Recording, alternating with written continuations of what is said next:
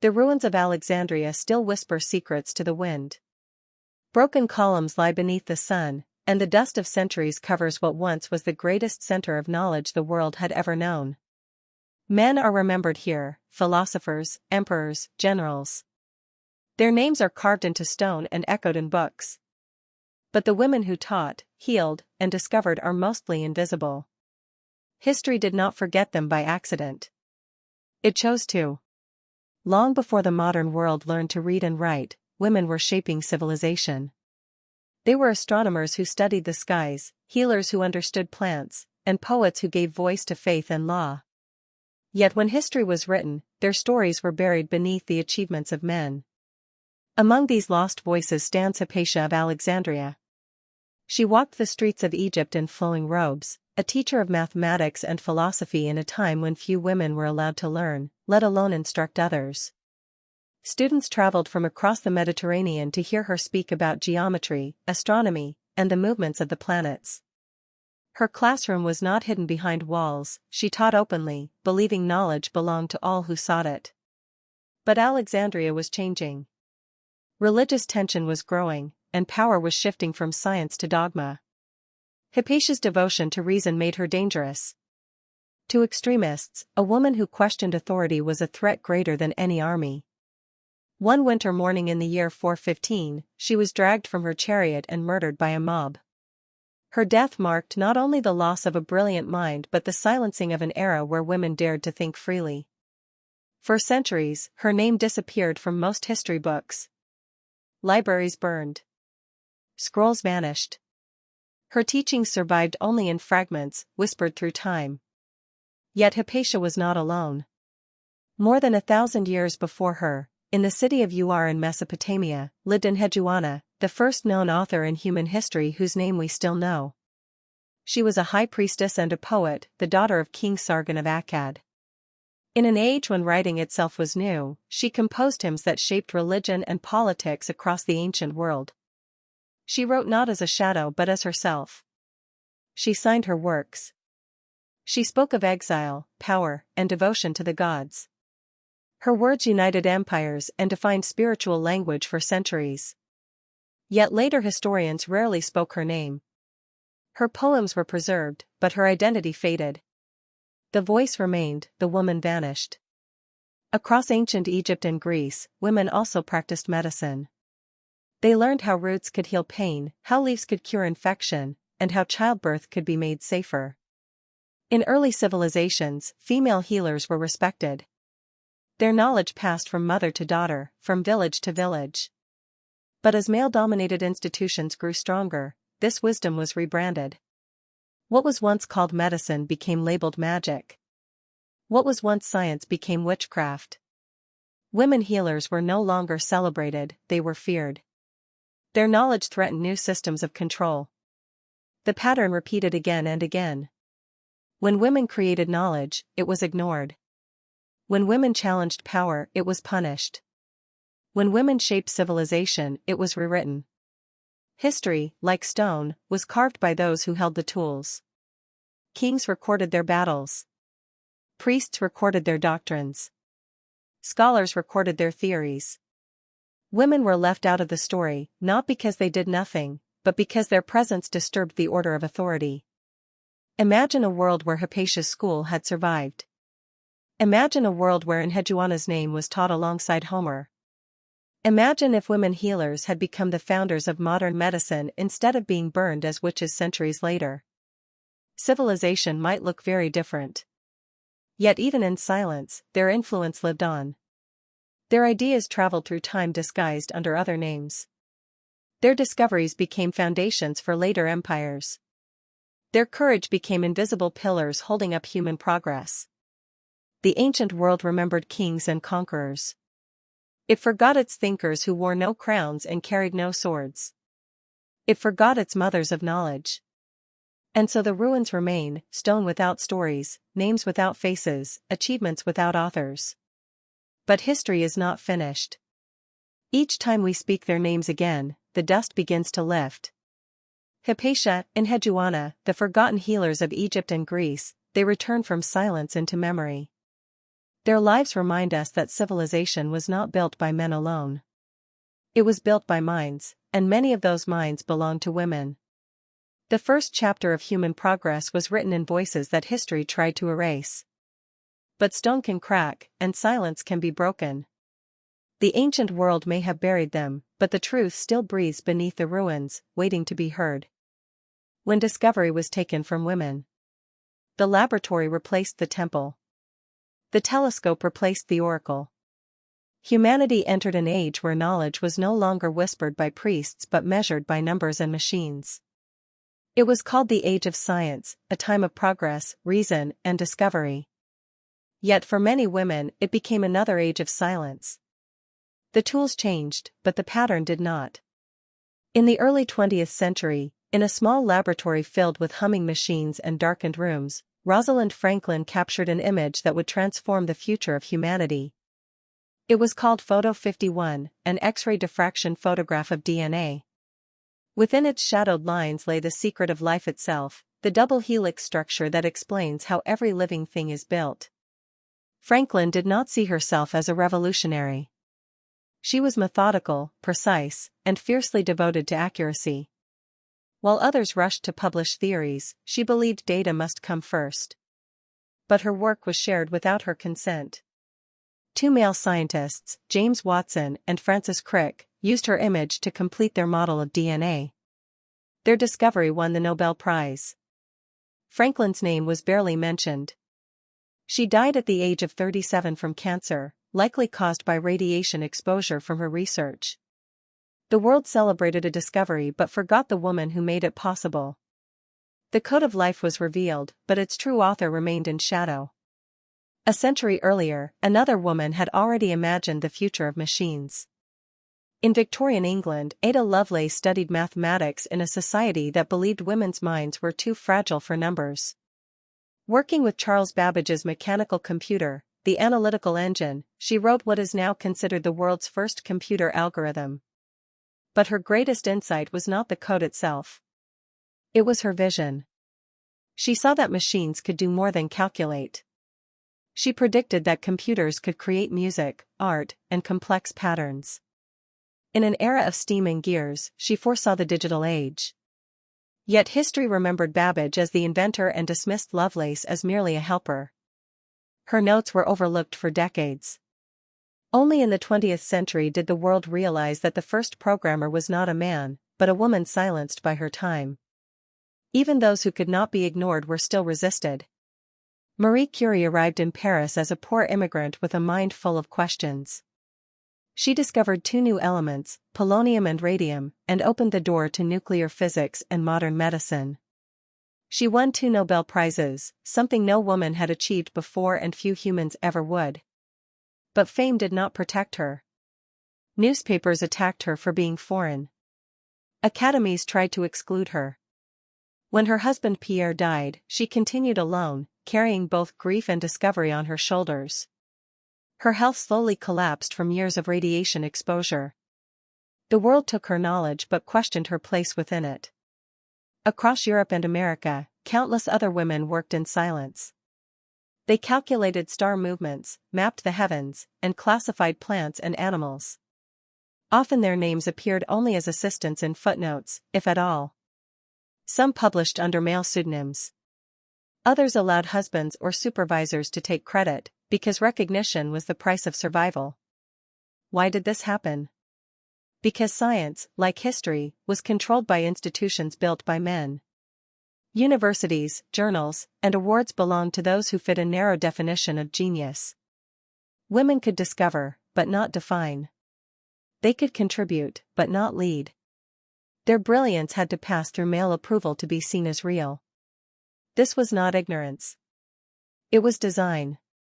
The world celebrates innovation, yet forgets the cost paid by those excluded from it. Every scientific revolution has invisible architects.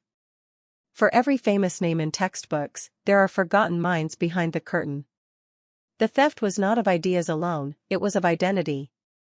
Imagine how different science would look if Rosalind Franklin had lived to receive her Nobel Prize. Imagine if Ada Lovelace's vision had guided the first computers. Imagine if Marie Curie had been allowed to work without suspicion or fear. The story of discovery would not be smaller, it would be richer.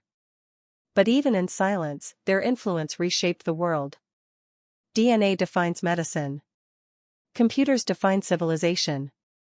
Radiation defines both healing and destruction. These women changed the future without permission. Their lives reveal a painful truth: progress does not guarantee justice. Knowledge can grow while recognition shrinks. Humanity can advance while leaving its pioneers behind.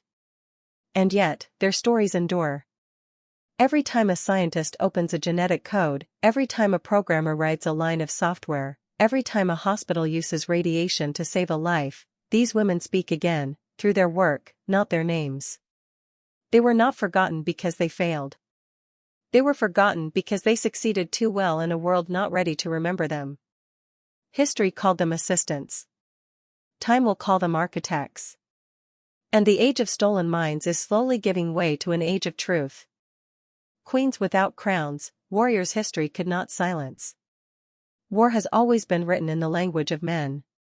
Battles are remembered through generals and kings, through flags raised and cities burned.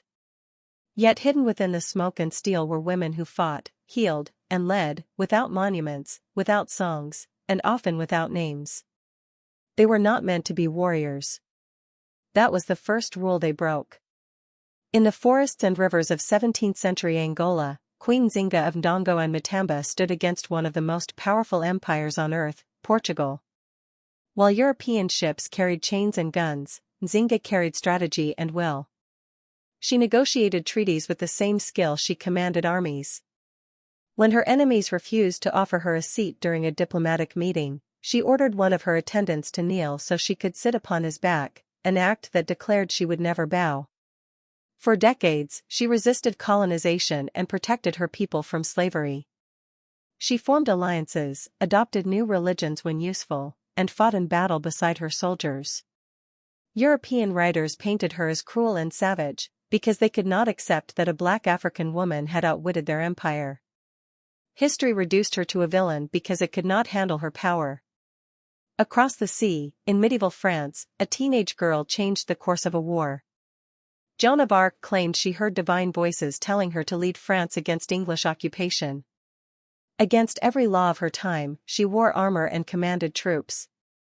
Her presence inspired soldiers who had lost hope. She lifted a nation from defeat and marched it toward victory. But when the war turned, she was betrayed by her own allies. Captured by the enemy, she was tried not as a soldier but as a heretic. Her courage was recast as madness. At 19, she was burned alive. Only centuries later did the church declare her a saint. A hero in death, an enemy in life, Joan's story revealed how easily women warriors were turned into myths to control their memory. Not all battles were fought with swords. In the Crimean War, thousands of soldiers died not from wounds but from disease. While generals argued and nurses were dismissed, Mary Seacole traveled on her own to the battlefield. She built a small hospital near the front lines and treated wounded soldiers with herbal medicine and fearless compassion. She rode into danger to bring food and care to the dying. Yet when the war ended, Florence Nightingale became the face of nursing, and Mary Seacole faded into obscurity. Her race made her invisible.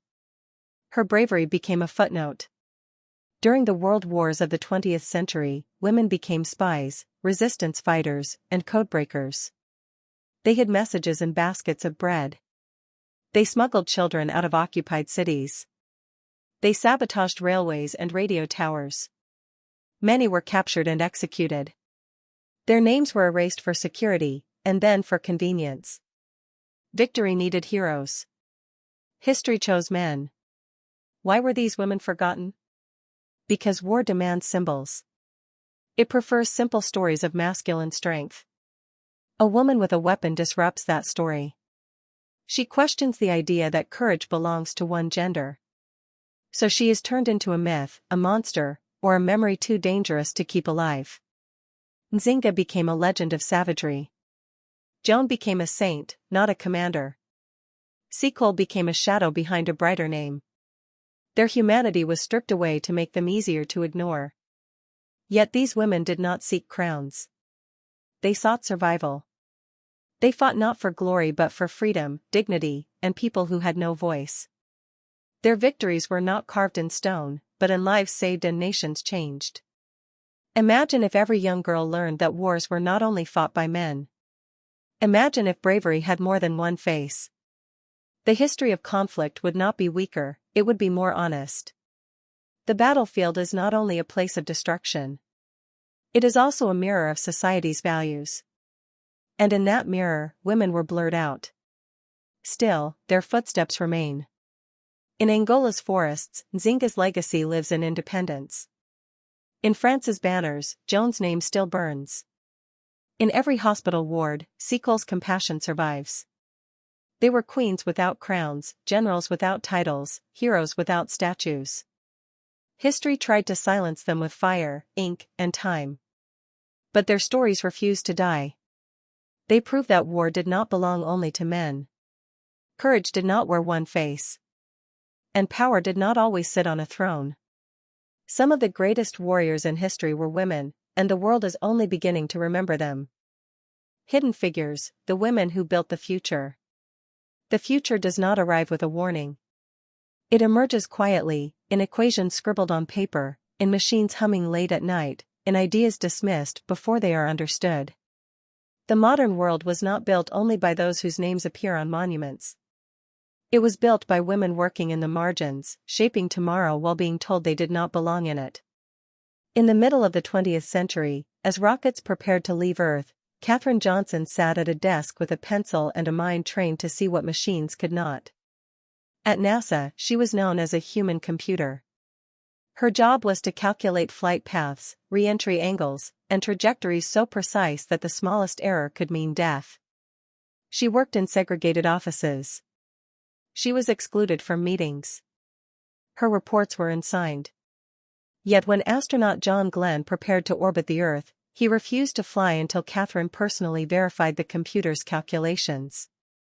"If she says they're good," he said, "then I'm ready to go."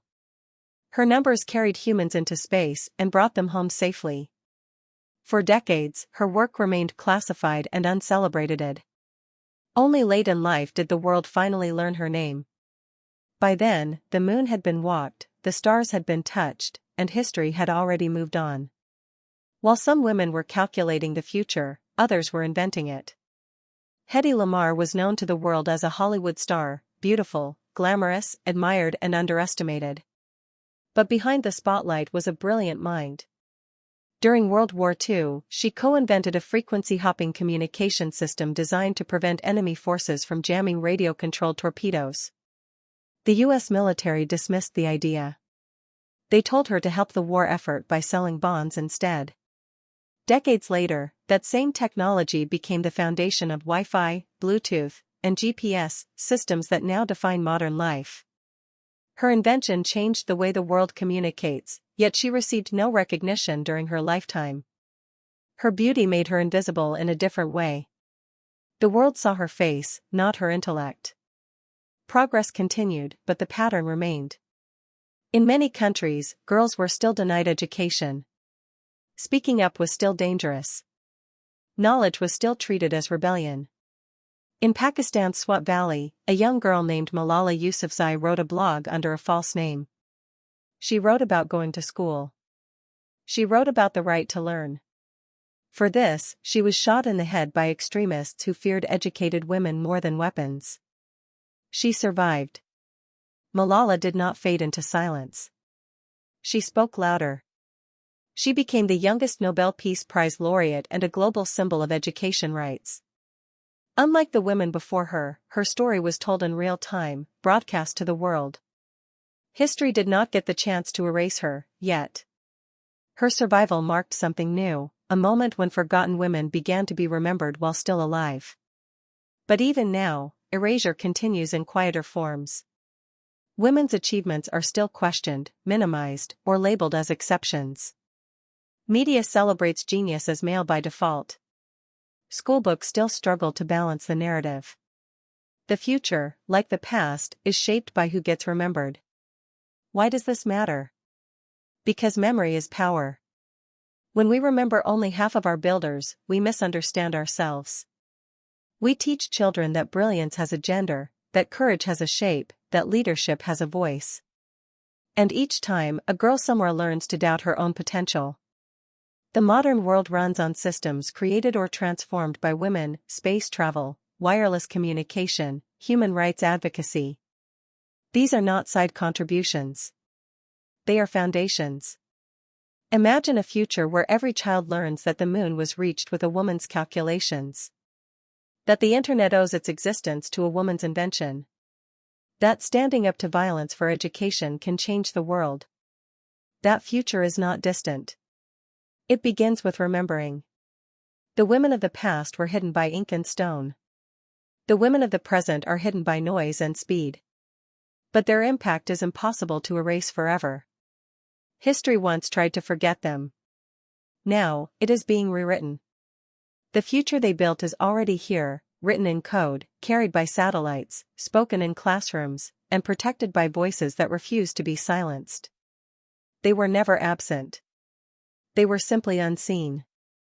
And as the world finally looks closer, it will discover that the future was always shaped by women, waiting for history to catch up.